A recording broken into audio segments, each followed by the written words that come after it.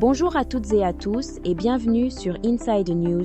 Je suis Soraya, ravie de vous retrouver pour ce rendez-vous d'information. Nous sommes le jeudi 13 novembre 2025 et ensemble nous allons décrypter les faits marquants qui façonnent l'actualité en République démocratique du Congo. De la justice internationale à la sécurité sur le terrain, des défis sociaux aux espoirs sportifs, voici l'essentiel de la journée. Dans les titres de cette édition, nous reviendrons sur les sujets clés qui animent le débat public et déterminent l'avenir du pays. Voici un aperçu de ce que nous allons développer. Justice historique. Le procès de l'ex-chef rebelle, Roger Lumbala, s'est ouvert à Paris pour complicité de crimes contre l'humanité, un événement judiciaire majeur pour la RDC, crise humanitaire dans l'Ouest. Un appel urgent est lancé au gouvernement pour assister plus de 290 000 personnes déplacées par la violence de la milice Mobondo, gouvernance et citoyenneté. Le gouvernement annonce le lancement de la production et de la délivrance des cartes d'identité nationale pour l'année prochaine. Tension sociale. La grogne monte chez les agents de Transco et les enseignants de plusieurs provinces qui réclament des mois d'arriérés de salaire. Rêve de mondial. Ce soir, les Léopards affrontent le Cameroun dans une demi-finale décisive pour la qualification à la Coupe du Monde 2026. Merci encore de nous rejoindre dans ce journal. Tout de suite, le développement des titres. La lutte contre l'impunité pour les crimes commis en République démocratique du Congo a franchi une étape symbolique cette semaine. À Paris, l'ouverture du procès de l'ancien chef rebelle Roger Lumbala replace au cœur des débats la question de la responsabilité des seigneurs de guerre. Devant la cour d'assises de Paris, Roger Lumbala doit répondre de complicité de crimes contre l'humanité pour des faits présumés commis entre 2002 et 2003 dans l'est du pays. Il est jugé en France en vertu du principe de compétence universelle, qui permet de poursuivre les auteurs des crimes les plus graves, où qu'ils se trouvent. Cependant, le procès a débuté par un coup de théâtre. L'accusé a déclaré, je cite, « Je considère la France comme incompétente pour me juger, je considère la procédure inéquitable, je récuse mes avocats et je refuse de comparaître. » Pour sa défense, Roger Lumbala a demandé la comparution de plusieurs hautes personnalités congolaises, notamment l'actuel vice-premier ministre congolais des Transports, Jean-Pierre Bemba, et l'ancien gouverneur militaire du Nord Kivu, Constant Ndima. Une citation à comparaître a été transmise aux autorités congolaises via l'ambassade de France.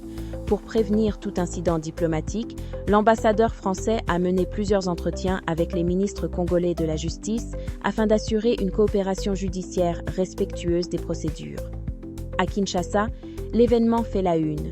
Le journal Le Potentiel titre de manière interrogative « Lumbala devant la justice et les autres, quand répondront-ils » Le quotidien voit ce procès comme une étape historique qui ravive le débat sur la responsabilité d'autres acteurs impliqués dans les drames de l'Est.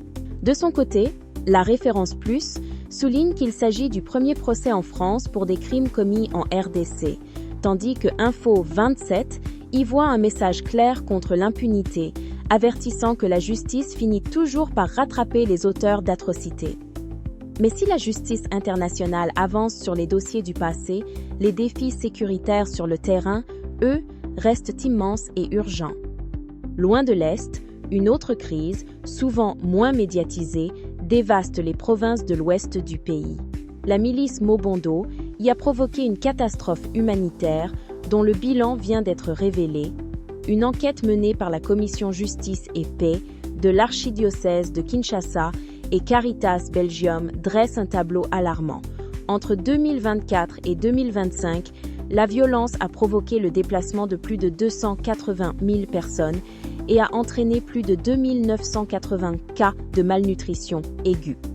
Face à cette crise, les acteurs humanitaires et la société civile ont adressé une feuille de route claire au gouvernement, demandant non seulement la création d'un programme gouvernemental d'assistance d'urgence, mais aussi le renforcement de la sécurité pour neutraliser les bastions Mobondo, la mise en place d'une justice transitionnelle pour panser les plaies et le soutien au dialogue intercommunautaire pour reconstruire le tissu social et économique. Cette crise dans l'Ouest rappelle la fragilité de la paix sur l'ensemble du territoire, y compris dans l'Est, où la violence reste endémique.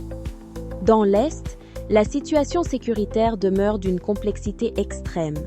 Des groupes armés continuent de semer la terreur, tandis que des efforts sont déployés pour intégrer des combattants dans les forces de défense nationales.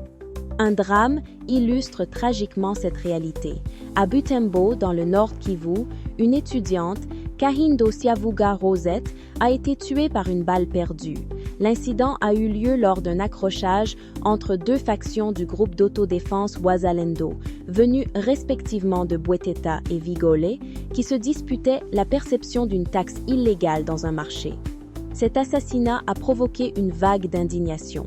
La représentation étudiante a décidé de suspendre les cours en signe de protestation et pour exiger que justice soit faite. Cet événement met en lumière le problème des groupes Wazalendo, partenaires de l'armée, mais souvent incontrôlés et auteurs de violations. En contraste, en Ituri, les autorités notent un engouement croissant de miliciens pour intégrer la réserve armée pour la défense. Plus de 600 combattants issus des groupes Codeco, FPIC et Maï Maï ont déjà manifesté leur volonté de rejoindre cette structure. Cependant, cette initiative se heurte à un obstacle majeur, le manque de moyens pour la formation et la prise en charge de ces réservistes. Un manque qui fait craindre que certains, faute de perspective, ne retournent au banditisme. Cette dualité, où l'État tente d'intégrer des miliciens d'une main tout en peinant à contrôler ses alliés de l'autre, démontre toute la complexité du puzzle sécuritaire que la communauté internationale, via la MONUSCO, est en train de réévaluer.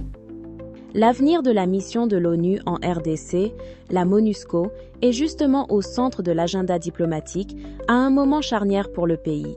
La MONUSCO a officiellement confirmé le départ anticipé de sa chef, Bintou Keïta, qui quittera ses fonctions fin novembre 2025 au lieu de février 2026.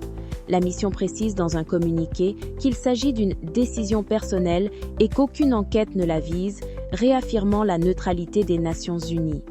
Après son départ, la direction de la mission sera assurée conjointement par ses deux représentants spéciaux adjoints en attendant la nomination d'un successeur. Dans ce contexte, une délégation française menée par Frédéric Jung, directeur des Nations Unies au ministère français des Affaires étrangères, s'est rendue à Kinshasa. Les échanges avec les ministres Jacquemain Chabani et Thérèse Kayikwamba ont porté sur le renouvellement du mandat de la MONUSCO, qui expire le 20 décembre prochain. Pendant que ces questions diplomatiques se règlent, le gouvernement avance sur de grands projets de gouvernance nationale. L'identification de chaque citoyen est un pilier de la souveraineté et de la bonne administration d'un État. Après des décennies d'attente, ce projet semble enfin se concrétiser en RDC.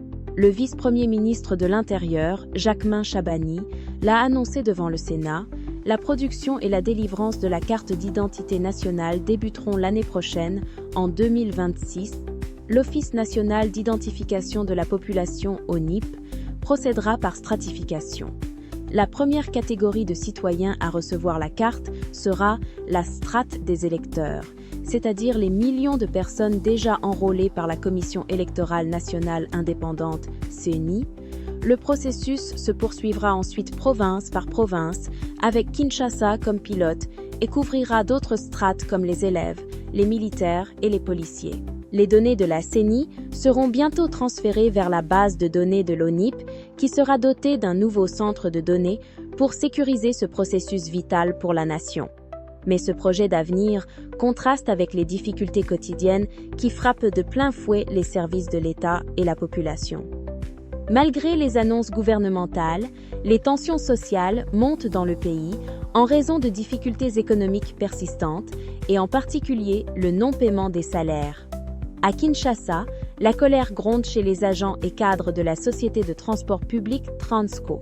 Ils réclament 6 mois d'arriérés de salaire et ont exprimé leur ras-le-bol, une situation d'autant plus amère que cette crise survient à peine 3 mois après que l'entreprise a réceptionné une flotte de 30 nouveaux bus, soulignant un décalage criant entre l'investissement matériel et le capital humain. Les syndicats appellent à une tripartite urgente entre le gouvernement, l'employeur et le banc syndical. La situation est tout aussi critique dans le secteur de l'éducation. Dans le territoire de Kungu au Sud-Ubangi, ainsi que dans la province du Kasaï, les enseignants réclament le paiement de leur salaire de septembre et octobre.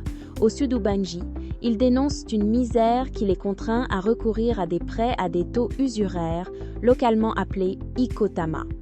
Des menaces de grève pèsent sur le calendrier scolaire si la situation n'est pas réglée rapidement. Aux crises sociales s'ajoutent des crises environnementales aux conséquences économiques et humaines tout aussi dévastatrices. À Lubumbashi, l'entreprise minière Congo Dongfang Mining, CDM, est de nouveau au cœur d'un scandale environnemental. Le 4 novembre, un bassin contenant de l'eau acide a rompu, inondant plusieurs quartiers. C'est le 7e incident de ce type en 8 ans pour cette entreprise.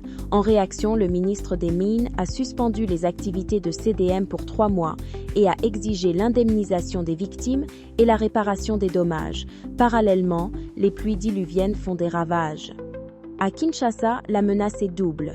Des logements de professeurs à l'Unikin sont menacés par des érosions, tandis que 7 têtes d'érosion ravagent le quartier Ngomba-Kikusa dans la commune de Ngaliema. Au Kasaï central, un ravin a coupé la voie ferrée à Benaleka, une commune rurale du territoire de Demba, paralysant le trafic des trains et menaçant l'approvisionnement de la ville de Kananga en produits de première nécessité. Et dans l'Est, une douzaine d'écoles ont été détruites à Calais, au sud Kivu, et plusieurs autres à Rutshuru, au nord Kivu, forçant des centaines d'élèves à étudier dans des conditions extrêmement précaires.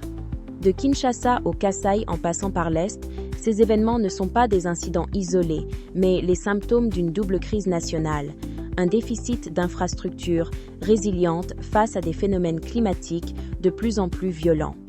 Terminons cette édition sur une note plus positive, avec le rendez-vous sportif que tout un pays attend. Ce soir, tous les regards des Congolais seront tournés vers Rabat, au Maroc. Nos léopards affrontent les lions indomptables du Cameroun dans un match capital. L'enjeu est de taille, il s'agit de la demi-finale des barrages pour les éliminatoires de la Coupe du Monde 2026. Une victoire rapprocherait la RDC de son rêve de participer à la plus grande compétition de football au monde. En marge de cet événement, la Fédération congolaise de Football Association, la FECOFA, a tenu à apporter un démenti formel à la rumeur circulant sur une prime d'1 million de dollars qui aurait été promise à chaque joueur. C'est la fin de cette édition d'Inside News. Merci de nous avoir suivis. L'actualité que nous venons de parcourir montre une fois de plus la complexité de notre pays, fait de défis immenses, mais aussi de résilience et d'espoir. Dans un monde saturé d'informations rapides et souvent non vérifiées, notre mission est de continuer à vous offrir une lecture nuancée et factuelle des événements. C'est en comprenant ces réalités que nous pouvons, ensemble, construire un avenir meilleur. Je vous donne rendez-vous très bientôt pour un nouveau numéro d'Inside News. D'ici là, portez-vous bien.